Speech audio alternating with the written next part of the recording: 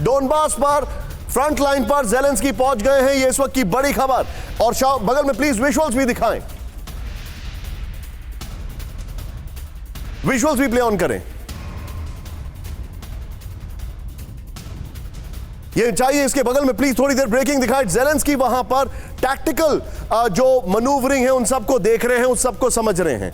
ये देखें, डोनबास पहुंचे हैं ज़ेलेंस्की, रूसी बढ़त के बीच फ्रंट लाइन पर ज़ेलेंस्की। नंबर 1, भीषण बमबारी वाले लिसिचेंस्क और सोलोडार का दौरा किया है। मैं चाहूंगा प्लीज स्टिकर में ब्रेकिंग ऑन करें।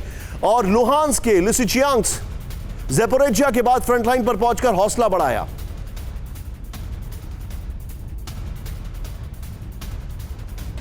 फुल फ्रेम पे जरा शॉट्स दिखाइए, ज़ेलेंस्की किस तरीके से डोनबास का ये जो दौरा कर रहे हैं। यहां पर कुछ सवाल हैं और मैं जनरल सुधाकर के पास आ रहा हूं। सर, ये बहुत ही क्रिटिकल असेसमेंट है ज़ेलेंस्की के इस दौरे का, और मैं यहां पर कोई रशिया की बैटिंग नहीं कर रहा हूं, but and neither I am playing devil's advocate, लेकिन ज़ेलेंस्की का यह दौरा कई सारे सवालों को जन्म देता है। आइए हमारे दर्शकों को दिखाते हैं हम जरा इस चीज को, हमारे दर्शक समझें। ज़ेलेंस्की ने अभी दौरा क्यों किया है? ज़ेलेंस्की फ्रंट लाइन पर क्यों पहुंचे? कीव पर हमले के अगले दिन डोनबास में फ्रंट लाइन पर पहुंचे ज़ेलेंस्की। सवाल, क्या ज़ेलेंस्की रूस के रेजिस्टेंस को, रूस के सामने अपनी रेजिस्टेंस का कोई मैसेज देना चाहते हैं? यह बहुत बड़ा सवाल है। नेक्स्ट, चेंज करें इसको। यहां पर यूक्रेनी फौज के गिरते मनोबल की खबर पिछले दिनों आई थी। बकायदा यह कहा गया था, बेलारूस ने कहा था कि यूक्रेन की फोर्सेस जो है वो युद्ध नहीं लड़ना चाह रही हैं। अब सवाल, क्या ज़ेलेंस्की अपनी फौज के पास ऑल इज वेल का मैसेज देने पहुंचे हैं? नेक्स्ट बड़ा सवाल वो ये है, डोनबास पर रूस की पकड़ मजबूत हो रही है। सवाल, क्या ज़ेलेंस्की डोनबास पर अभी भी यूक्रेन के कब्जे को दिखाने की कोशिश कर रहे हैं? मैं चाहूंगा इसके बगल में शॉट्स भी प्ले ऑन करें। मैं सीधे चलूंगा, जनरल सुधाकर मेरे साथ मौजूद है। सर, ज़ेलेंस्की डोनबास पहुंचे हैं, यह उनका सेकंड ट्रिप है आउटसाइड कीव, और फ्रंट लाइन पर पहला ट्रिप है।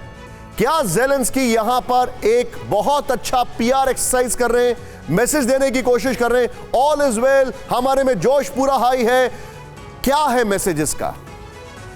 निशांत, बहुत अच्छा मुद्दा उठाया आपने, बहुत अच्छा सवाल पूछा है। जितना मैं समझता हूं, मेरे असेसमेंट के मुताबिक ये और drowning, swimmer is drowning in the middle of the sea, दरिया के बीचों बीच में ड्राउन होने की वजह से आज के दिन में ज़ेलेंस्की साहब खुद बयान दे चुके हैं कि यूक्रेन का 1/5 ऑफ यूक्रेन एरिया रशिया के नीचे है। नंबर 1, ये जो 1/5 एरिया है, मैं हमारे व्यूअर्स को क्लैरिफाई करना चाहता हूं, इस एरिया के अंदर 90% इंडस्ट्रियल बेस यूक्रेन का कब्जा है रशिया के नीचे। नंबर 2, 90% जो सोर्सेस ऑफ पावर है, electricity and power including nuclear installation, ये रशिया के नीचे है। नंबर 3, जितने उनके पोर्ट्स ऑफ एक्सपोर्ट, मैरियोपोलो आप लीजिए, खेरोसन या उस तरफ complete southern bank along the Black Sea, ये अभी रशिया के हाथ में है।